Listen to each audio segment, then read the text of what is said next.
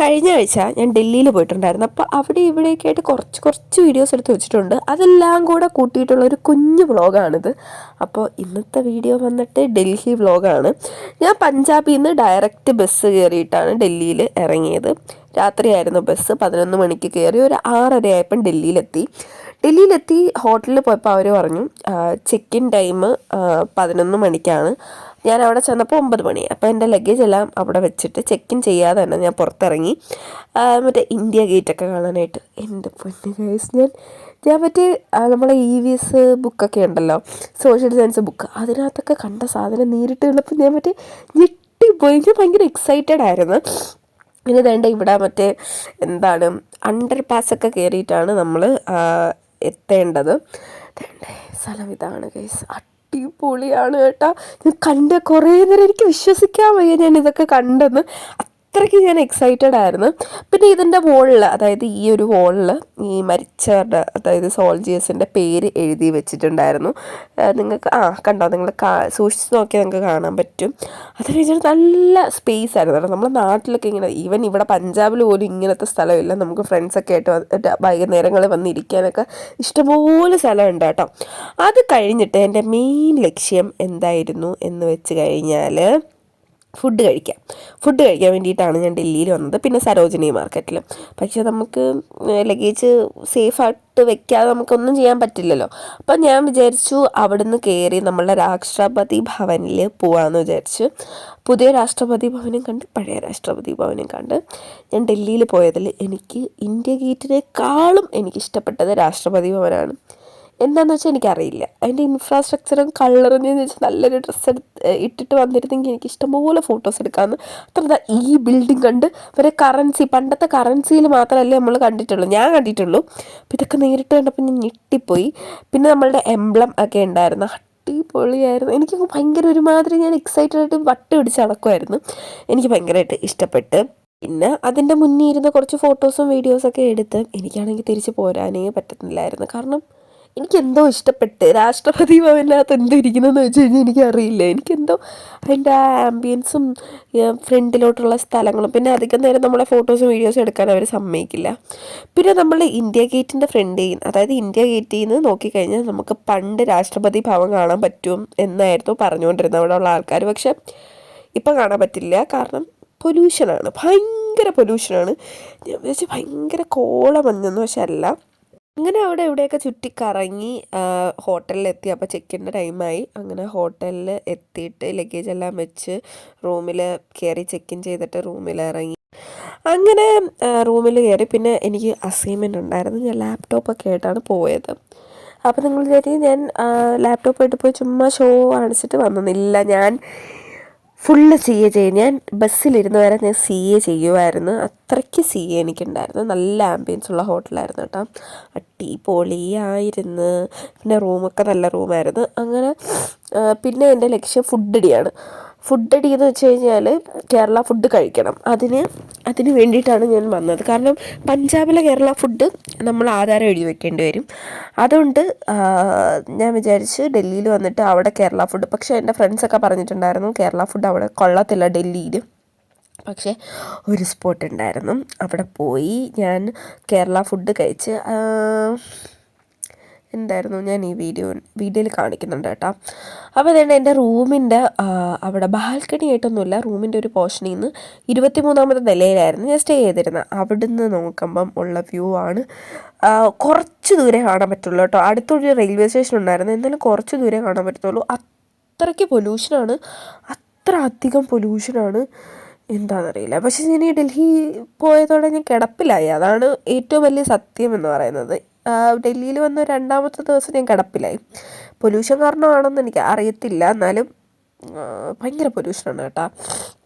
അങ്ങനെ ഇതൊക്കെ ഇത് റൂമൊക്കെ കാണിക്കാമെന്ന് വിചാരിച്ച് റൂമും കാണിച്ച് ഇനി അടുത്ത ലക്ഷ്യം നമ്മൾ ഫുഡ് കഴിക്കാൻ പോണതും അതേപോലെ തന്നെ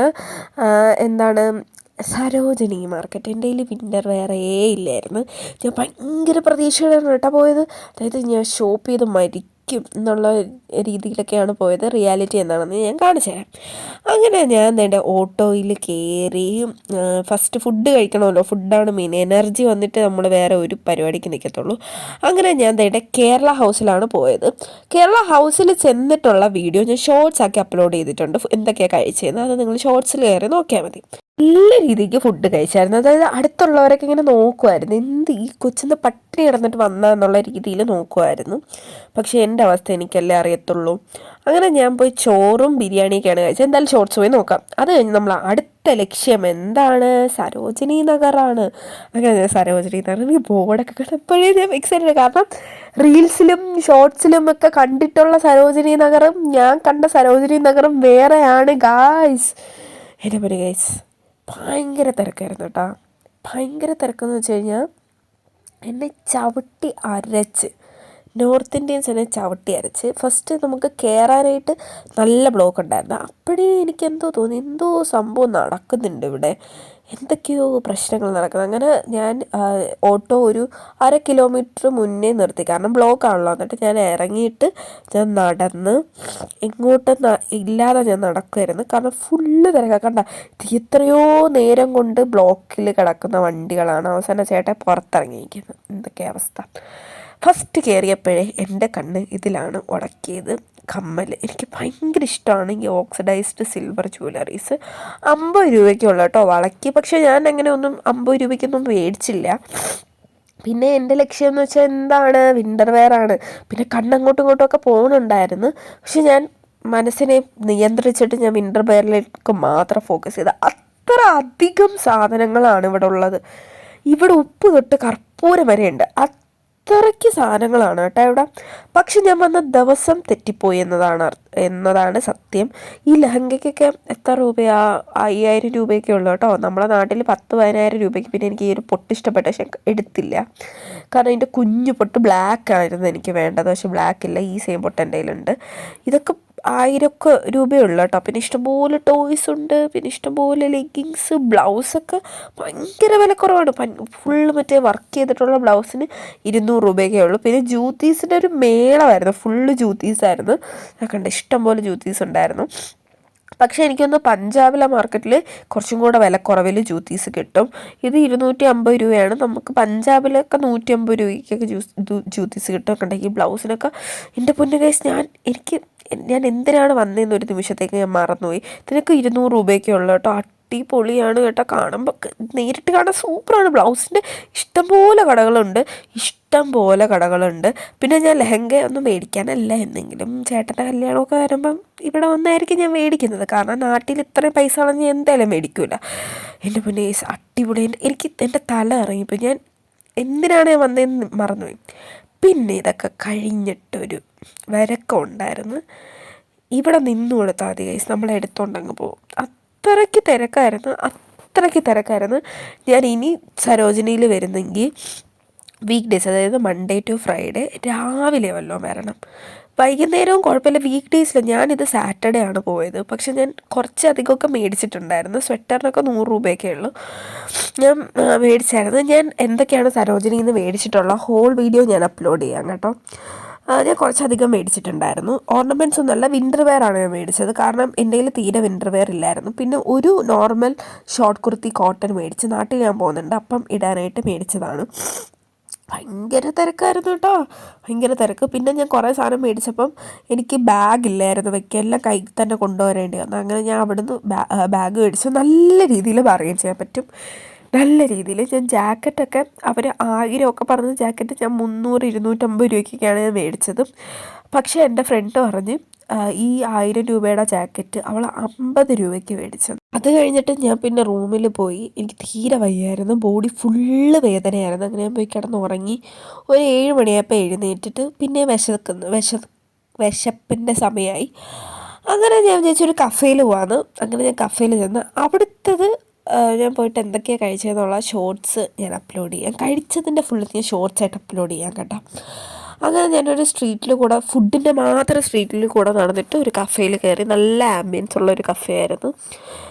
അങ്ങനെ കഫേയിൽ പോയി ഫുഡൊക്കെ കഴിച്ചു. അതിൻ്റെ വീഡിയോ എനിക്ക് തോന്നുന്നു ഈ വീഡിയോ അപ്ലോഡ് ചെയ്യുന്നതിൻ്റെ മുന്നേ തന്നെ ഞാൻ അപ്ലോഡ് ചെയ്യാം, അപ്പോൾ നിങ്ങൾക്ക് കാണാമല്ലോ. പിന്നെ റൂമിലോട്ട് പോകാൻ നേരമാണ് ആ ഹോട്ടലിൽ നോർത്ത് ഇന്ത്യൻ വെഡ്ഡിങ് നടക്കുന്നത് കണ്ട. അതായത് ഞാൻ ഈ ഒരു രാത്രി ഫുഡ് കഴിക്കാൻ പോയപ്പോഴേ അവിടെ എല്ലാവരും മറ്റേ കല്യാണ പെണ്ണുങ്ങളാണ് മറ്റേ ലെഹങ്കയൊക്കെ ഇട്ടിട്ട് വരുന്നത്. അപ്പോഴേ എനിക്കൊരു സംശയം ഉണ്ടായിരുന്നു, കാരണം അവിടെ മറ്റേ കുതിരയൊക്കെ ഉണ്ടായിരുന്നു കേട്ടോ, ഈ ചെറുക്കനെ കൊണ്ടുവരുന്ന കുതിരയൊക്കെ ഉണ്ടായിരുന്നു. അപ്പം ഞാൻ വിചാരിച്ച കല്യാണം തന്നെയാണ്, കാരണം അത്രയ്ക്ക്, അതായത് ബ്രൈഡ് പോലും അത്ര ഒരുങ്ങിയിട്ടില്ല. ബാക്കിയുള്ള ഫ്രണ്ട്സും റിലേറ്റീവ്സൊക്കെ ആണെന്ന് തോന്നുന്നു ഭയങ്കരമായിട്ട് മേക്കപ്പ് ഇട്ട് നന്നായി ഒരുങ്ങി, നല്ല ഡ്രസ്സ്. അങ്ങനെ ഞാൻ പിന്നെ വിചാരിച്ച അവിടെ പോയി പെൺപിള്ളേരെ ഡ്രസ്സൊക്കെ ഒന്ന് നോക്കാമെന്ന് വെച്ചു. കാരണം എല്ലാവരും നല്ല രീതിയിൽ ഒരുങ്ങി. നമ്മുടെ നാട്ടിൽ ഇങ്ങനെയൊന്നും അല്ല കേട്ടോ, നെയ്ബേഴ്സ് വരെ ഒരുങ്ങിയിട്ടൊക്കെയാണ് വരുന്നത്. നല്ല രീതിയിൽ പാർലറിൽ പോയി ഒരുങ്ങിയിട്ടാ. പിന്നെ ഞാൻ അവിടെ ചെന്ന് പെൺപിള്ളേരൊക്കെ വായി നോക്കി, ഡ്രസ്സൊക്കെ നോക്കിയിട്ട് തിരിച്ച് റൂമിൽ പോയി കുറച്ച് അസൈൻമെൻറ്റ് ചെയ്യാനുണ്ടായിരുന്നു. അങ്ങനെ കുറച്ച് നേരം അസൈൻമെൻറ്റ് ചെയ്തിട്ട് പോയി കിടന്ന് ഉറങ്ങി. അപ്പോൾ ഇന്നത്തെ വീഡിയോ അത്രയേ ഉള്ളൂ. എല്ലാവരും സബ്സ്ക്രൈബ് ചെയ്തിട്ട് കാണാം പ്ലീസ്, എല്ലാവരും സബ്സ്ക്രൈബ് ചെയ്യണേ. കാരണം ഞാൻ പുതുതായിട്ട് വരുന്ന ഒരു യൂട്യൂബറാണ്. അപ്പോൾ നിങ്ങളെ സപ്പോർട്ട് എന്തായാലും വേണം. എല്ലാവരും സബ്സ്ക്രൈബ് ചെയ്തിട്ടാണ്. ഇത്ര സബ്സ്ക്രൈബ് ചെയ്യാൻ എന്താണ് മടി? അങ്ങനെ സബ്സ്ക്രൈബ് ചെയ്ത് കാണാം. അപ്പോൾ അത്രയേ ഉള്ളൂ. എല്ലാവർക്കും ഷെയർ ചെയ്ത് കൊടുക്കുക. എന്നിട്ട് നിങ്ങൾ വീഡിയോ ഫുള്ള് കണ്ടെങ്കിൽ വളരെ സന്തോഷം. അപ്പോൾ അത്രയേ ഉള്ളൂ. ശരി, ബായ്.